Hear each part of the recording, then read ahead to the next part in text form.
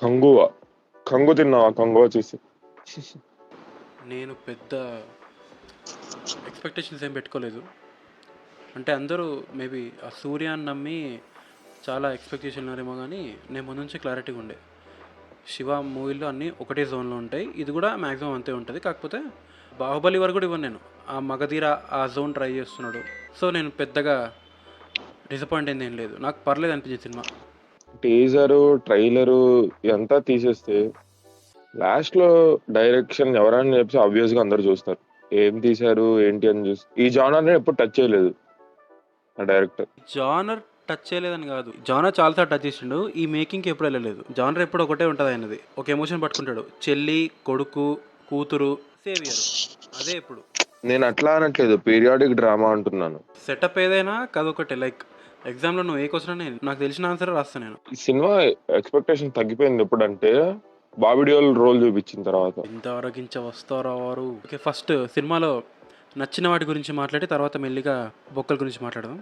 First ఆ world of Kanguva బాగా రాసుకున్నాడు. ఆ 5 కోనలు, అదే సమ్ కొండలు, మధ్యలో ఒక న్యాయపీఠం, వాళ్ళు అది ఒక రకంగా ఉంటారు. వాళ్ళు ఆ కపాల కోనలో వాళ్ళ స్టాండ్ అంతా ఎర్రగా ఉంటుంది, ఈ ప్రణవ కోనలో వాళ్ళు ఎక్కువ ఈ ఆయుర్వేదం తయారు చేస్తుంటారు, చీకటి కోనలో యానిమల్స్ ఎక్కువ ఉంటాయి. ఇట్లా వరల్డ్ బాగా రాసుకున్నాడు. హిమకోన హిమకోన మొత్తం మంచిగా ఉంటుంది అక్కడ. చాలా మూవీస్లో లైక్ వరల్డ్ ఎక్స్ప్లోర్ అయ్యారు కదా, అసలు చెప్పడానికి చెప్తారు కంప్లీట్ కొత్త వరల్డ్ జరుగుతుంది, బట్ నీకు చూసినప్పుడు అట్లా అనిపించదు. ఇది కొంచెం అన్నిటికంటే అలాగ ఉంటుంది, అదొకటి నాకు నచ్చింది.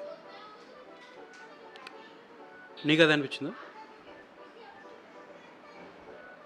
లాజికల్ గా చూసుకుంటే నువ్వు ఎంత డిఫరెంట్ వరల్డ్ అయినా కండిషన్స్ వేరేగా ఉండవు కదా అన్నయ్య. అవునా కదా? నువ్వు చెప్పు ఫస్ట్. నాకు కండిషన్స్ వేరేగా ఉండవు కదా.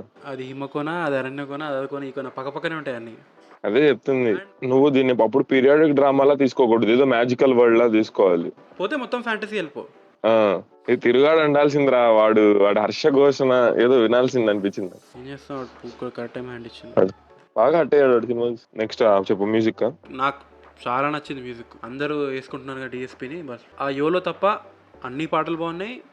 బ్యాక్గ్రౌండ్ స్కోర్ అయితే ఇచ్చి పడేసిండు. ఏలో నువ్వు సాంగ్ ఎందుకు వింటావు? నీకు విజువల్స్ అంతా మంచిగా ఉంటుంది. ఆల్బమ్ వైజ్ చెప్తున్నా, ఆ ఫైర్ సాంగ్, నాయక, మన్నింపు అని మధ్యలో సెకండ్ హాఫ్ సాంగ్ ఉంటుంది కదా, ఆ సాంగ్, అన్ని పాటలు. మ్యూజిక్ బాబీ డియోల్ మ్యూజిక్ కూడా బాగుంటది, నాకు ఎక్కింది పర్సనల్ గా. నేనంత స్పెసిఫిక్గా గమనించలేదు ఒక్కొక్కరికి, బట్ నాకు సినిమా అంతా అదే ఆ నాయక సాంగ్ అంటే వినిపించింది. అండ్ కంగు కంగు కంగు అది కూడా ఎమోషన్ మిస్ అయింది కాబట్టి బీజిఎం డల్ అయిపోయింది. అంటే నచ్చింది బట్ రిపిటేటివ్ అయిపోయింది. బట్ ఈ టైంలో నేను సుకుమార్ సినిమాలో కాకుండా డిఎస్పీని ఈ స్పాన్లో ఎక్స్పెక్ట్ చేయలేదు. అంటే ఇచ్చి చాలా రోజులైంది కదా, లార్జ్ స్కేల్ సినిమా కదన్నా. అంతేరా, నాకు ఇంతకు మించి ఏం పాజిటివ్స్ కనిపించట్లేదు. ప్రొడక్షన్ పైసలు పెట్టారు కదా, చెప్పేట్రా. Yeah yeah yeah yeah, correct correct. పాపం ఆయన జ్ఞానవేల్ రాజు, అరే ఎన్ని ఆశలు పెట్టుకున్నాడు రా పాపం. ఆయన ఇంటర్వ్యూస్లో ఆయన మాటలు, ఆ నమ్మకం చూడాలి. అసలు కొడుతున్నాం, మాట్లాడితే కొడుతున్నామని అంటున్నాడు ఆయన. నాకైతే మోస్ట్ లైగర్ వైబ్స్. నేను 200 దగ్గర నుంచి కౌంట్ స్టార్ట్ చేస్తున్నా, అంతే అంతే ఉంది నాకు. అదే 2000 కొడుతున్నాం. కామెడీ ఏం చేశాడంటే అన్నయ్య, చీకటి రాజ్యంకి నువ్వు కూడా వెళ్ళిపోవాలి అది ఇది అని చెప్పి సూర్య అని అన్నప్పుడు, సర్లే ఆ చీకటి రాజ్యం ఎలా ఉండిద్దాం అనుకుంటే అడవి చూపిస్తాడు, ఐలాండ్ చూపిస్తాడు, కలర్ఫుల్ గా ఉండిద్ది. ఏట్రా కొద్దిగా ఫైట్ సీక్వెన్సెస్ వల్ల ఎంతసేపు రా అన్నట్టు అనిపించింది. ప్రాపర్ కథ లేదురా వాడి దగ్గర, పెద్ద పెద్ద యాక్షన్ బ్లాక్స్ ఉన్నాయి అంతే. నాకు తెలిసి ఫస్ట్ ఆ 20 minutes ఆ ఫ్రాన్సిస్ క్యారెక్టర్ ఏదైతే ఉందో అది కూడా డ్యూరేషన్ పెంచడానికే నా డౌట్. ఫస్ట్ ఓపెనింగ్ యాక్షన్ ఆ చేతులు నరికేస్తారు కదా, అది ఆల్మోస్ట్ 10 minutes ఉంటుంది. ఆ హిమకోన్ ఎపిసోడ్ 10 minutes ఉంటుంది. ఆ క్లైమాక్స్ ఒక 20 minutes ఉంటుంది. ఫస్ట్ థియేటర్ నీకు ఎంటర్ అవ్వగానే, మూవీ స్టార్ట్ అవ్వగానే, సూర్య ఎంటర్ అవ్వగానే దొబ్బిన పాయింట్ ఏంట్రా అంటే డబ్బింగ్. ఫ్రాన్సిస్ క్యారెక్టర్ కి డబ్బింగ్ ఎట్లుంటుంది నువ్వు చెప్పిన. అదే ఏఐ వాడి చెప్పించారు, ఒక ర్యాండమ్ డబ్బింగ్ ఆర్టిస్ట్తో డబ్బింగ్ చెప్పించి దాన్ని సూర్య ఏఐ వాడి మ్యాచ్ చేసినారు.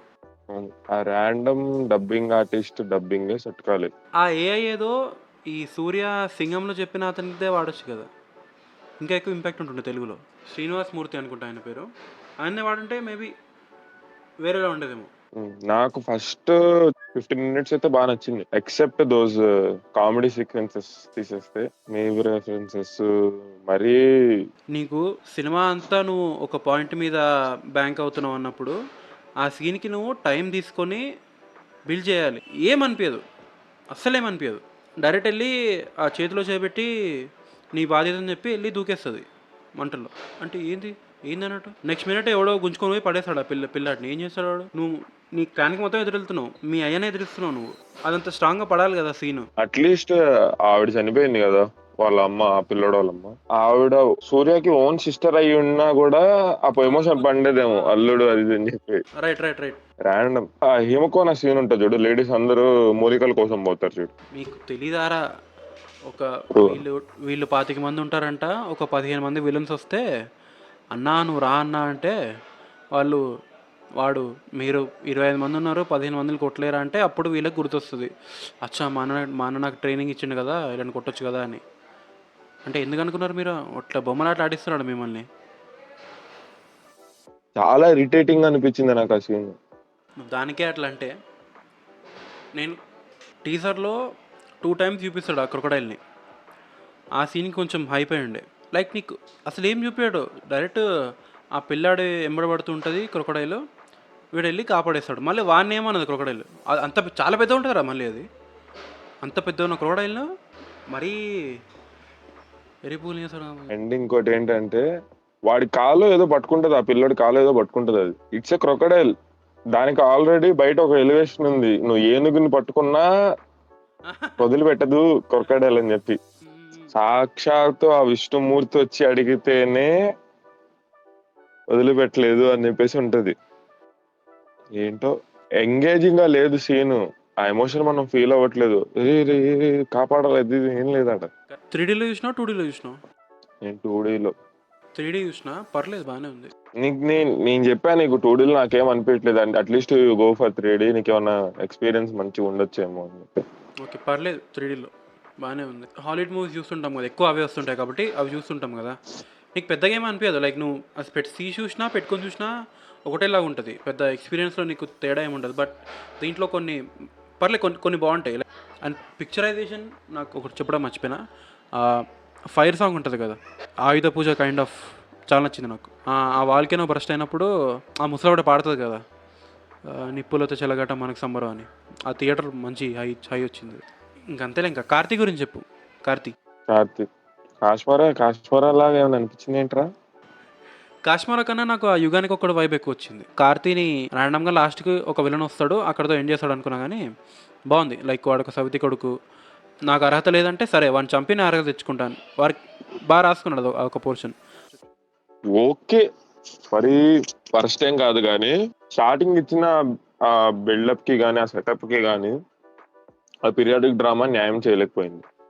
సేమ్ నాకు కూడా ఓకే పర్లేదు అనిపించింది. మరీ బయట వేసుకుంటున్నంత వర్స్ట్ అయితే లేదు, బట్ చూడొచ్చు ఒకసారి.